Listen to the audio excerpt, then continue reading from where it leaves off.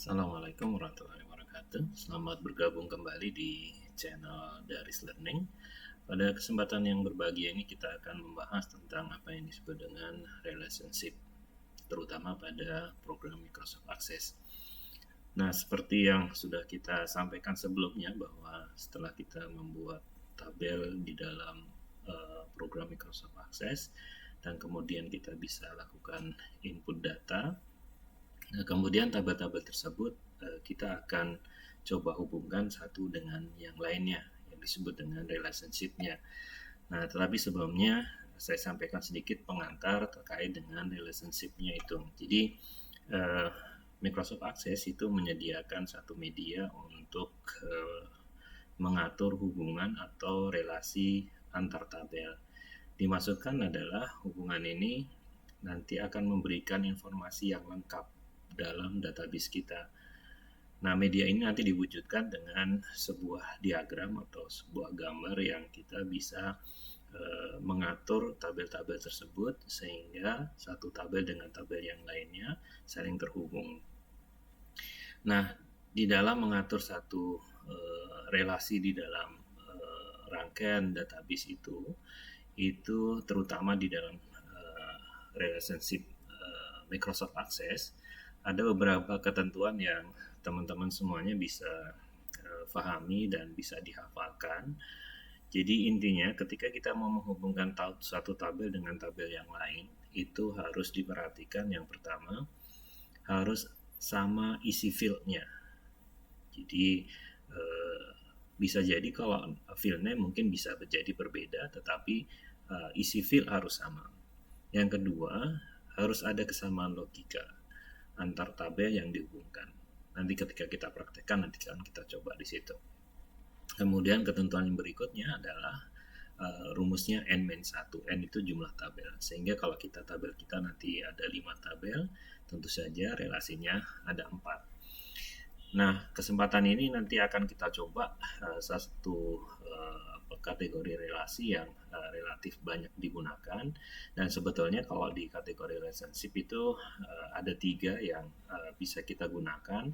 Yang pertama ada one to one, nah itu satu rekod data pada satu tabel dihubungkan hanya dengan satu rekod pada tabel lainnya. Nah, kemudian one to many yang kita akan coba nanti, satu rekod data pada satu tabel dihubungkan dengan lebih dari satu rekod pada tabel yang lainnya. Kemudian yang ketiga, many to many.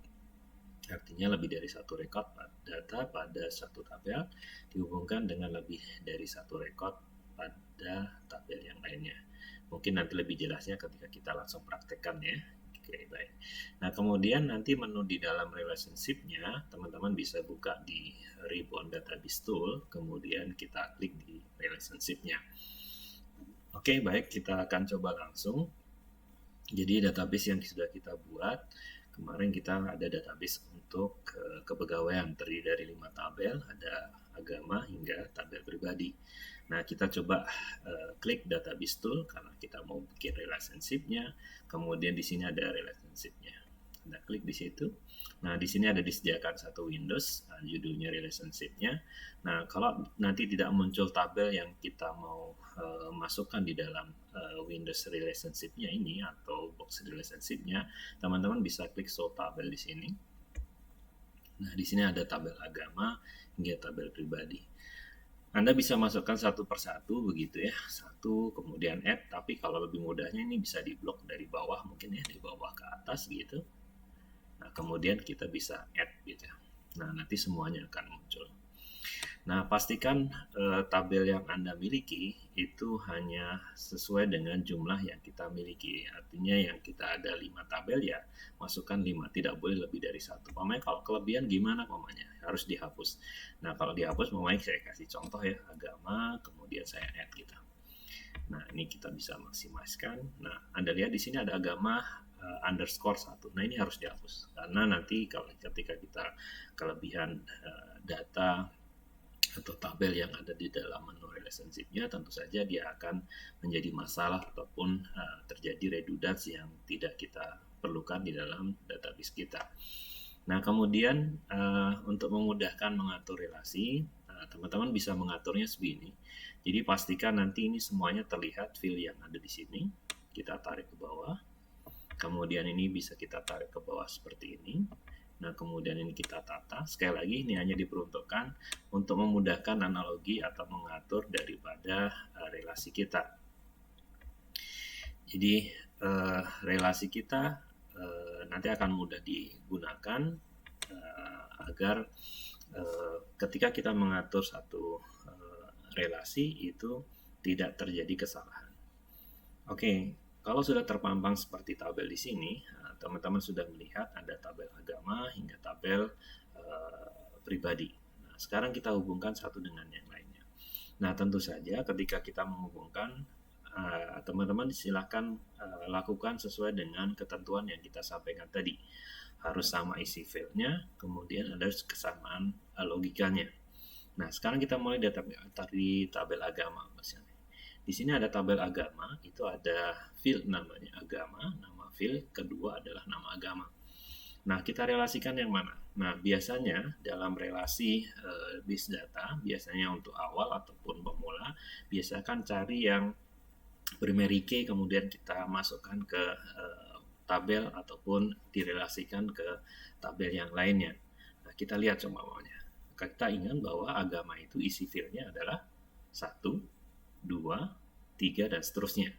Kemudian nama agama itu ada Islam, Katolik, Kristen, dan seterusnya. Nah, kemudian kita cari kira-kira apakah bisa dihubungkan dengan bagian. Oke, di bagian ini, tabel bagian itu ada bagian sama nama bagian. Bagian itu juga ada 1, 2, 3, dan seterusnya. Tetapi harus kita ingat ketika kita mau membuat relasi ini, syaratnya atau ketentuannya harus ada kesamaan logika juga di samping kesamaan isi filenya. Berarti agama dan bagian ini tidak ada hubungan sama sekali terkait dengan logikanya. Makanya ini terbantahkan di situ. Oke ya, nggak bisa. Kemudian kita cari di gaji omanya. Nah, di gaji kita ingat bahwa goal itu isinya ada 1A, 1B, 2A, 2B, dan seterusnya. Nggak mungkin kita hubungkan di situ. Berarti ketentuan yang tadi kita sampaikan harus sama filenya tidak bisa memenuhi. Kemudian di agama ke kabupaten. Oke, KDKAP kemarin kita isinya adalah 1, 2, 3, dan seterusnya. Tapi sekali lagi harus ada kesamaan logika. Jadi antara agama dan kabupaten itu tidak ada sangkut pautnya langsung. Berarti tidak bisa dibuat relasi. Nah, kemudian cari yang namanya tabel pribadi. Dari NIP sampai kewarganaan, kira-kira apa yang cocok di situ? Oh ya, ternyata kita ada punya agama di tabel pribadi. Oke, isinya apa? Oh ya, 1, 2, 3, dan seterusnya. Oke, berarti sama filenya, kemudian logikanya sama ini. Oke, berarti kita hubungkan. Nah, cara menghubungkannya sangat sederhana. Jadi teman-teman bisa klik saja fil agama di sini atau fil name agama, kemudian lakukan klik and drag gitu. Klik and drag, kemudian masukkan di agama.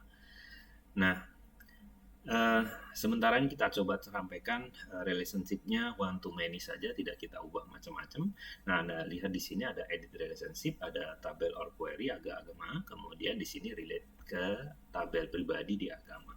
Oke, klik langsung aja create di situ. Oke, nanti ada garis hubung di sini. Agama dan agama. Oke. Nah, kemudian kita cari di sini bagian. Di bagian kita ingat isinya 1, 2, 3, dan seterusnya. Kalau kita hubungan ke gaji, nggak mungkin. Hubungan ke tabel kabupaten, nggak mungkin. Berarti cari di tabel pribadi. Oke, bagian di sini ternyata. Oke, kita klik and drag saja di sini. Oke.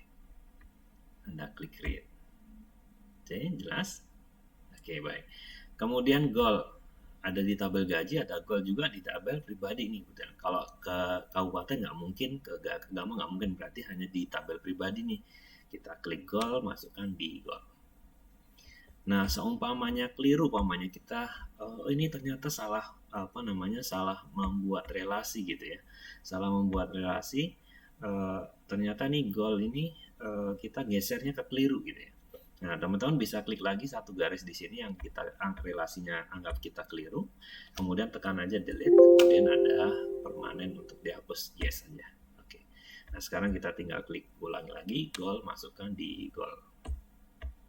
Nah, pastikan betul relasinya harus benar, karena kalau kita buat relasi itu keliru, hampir bisa dipastikan nanti kita tes query-nya juga tidak akan keluar datanya.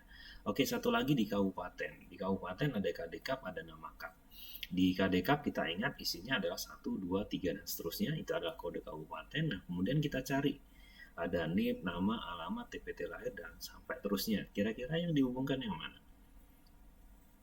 Oke, baik. Kalau Anda ingat di TPT lahir, ternyata di situ kodean itu adalah TPT lahir adalah tempat lahirnya gitu ya. Jadi kita menyebutkan sama ya, kalau TPT lahir kita ada TPT lahir di sini. Oke, isinya sama. Kemudian secara logika iya, jadi nanti maksudnya kalau di tempat lahir itu adalah tempat kabupatennya. Oke, berarti itu sama ya. Oke, kita masukkan KDKAP masuk ke TPT lahir. Create lagi. Nah, baik. Nah, Anda lihat nih, umpamanya nih garisnya kok bersinggungan seperti ini ya. Kalau umpamanya di aturan mengatur, umpamanya kita buat rangkaian listrik, ini akan terjadi konslet. Tapi di dalam database tentu saja tidak akan konslet. Ini kita bisa geser gitu ya. Umpamanya mau digeser supaya kita kelihatan relasinya akan lebih baik di situ ya. Boleh seperti ini. Nah, dalam membuat relasi ini tentu saja perlu diperhatikan tadi. Satu ketentuannya, kalau sudah n-1 sudah cukup dan kita bisa langsung lakukan tes di dalam query. Nah, kalau kita lihat umpamanya di sini ada ada tabelnya ada 5, relasinya ada 4. Dan itu dianggap sudah cukup di dalam membuat relationship dan kita bisa langsung mencobanya di dalam queries. Demikian. Ada yang mau ditanyakan, silahkan tulis di kolom chat atau menghubungi kami. Selamat belajar dan semoga sukses selalu. Assalamualaikum warahmatullahi wabarakatuh.